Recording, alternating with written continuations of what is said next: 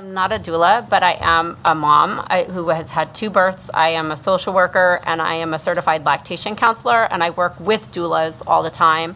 I see the disparities of privilege that we're talking about. The women who come to me for lactation support who have had doulas are mostly white women of means. I also see a real disparity in breastfeeding success based on whether they had higher levels of intervention, and that's really researched as well, and that's something we didn't talk about today. Women who have C-sections have drugs in their system, have massive scars and pain, and have a much longer healing curve than women who have had vaginal births, even more complicated vaginal births.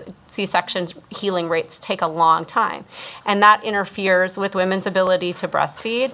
And we know that breastfeeding has long-term benefits for both women and children. And it has long-term financial benefits for women and for families as well. It's much, much less expensive. It's much healthier. Immunity is better. Less school, work missed on the mother's part, less daycare missed on the child's part if that's their situation. So I also want...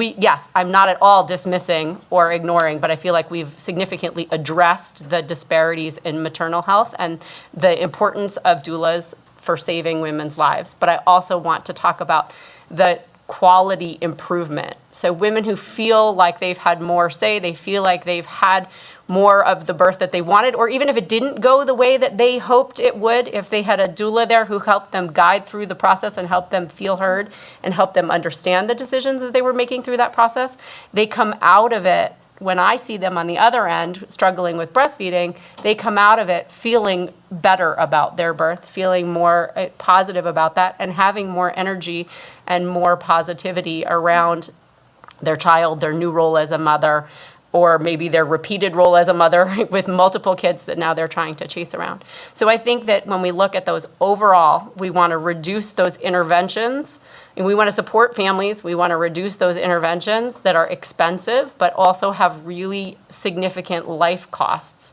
You know, when you have an unplanned C-section, you have an emergency birth, you have these other dramatic interventions, you interfere with the long-term ability for that person to parent from the get-go.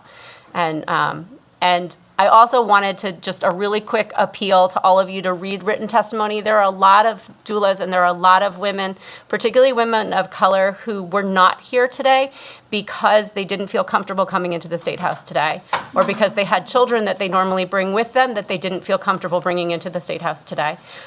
We all know why. So those testimonies are really important. I think in some cases they lose some of their spirit in writing, and so if you have the chance to go back and watch the testimony from the Senate side, or we had a press event to announce this bill where several people spoke and had really beautiful, really important things to say. So I think that if you can take that time to either look at some of those videos as well as look at the written testimony, I urge you to do so, because there are definitely some important voices missing from the room tonight.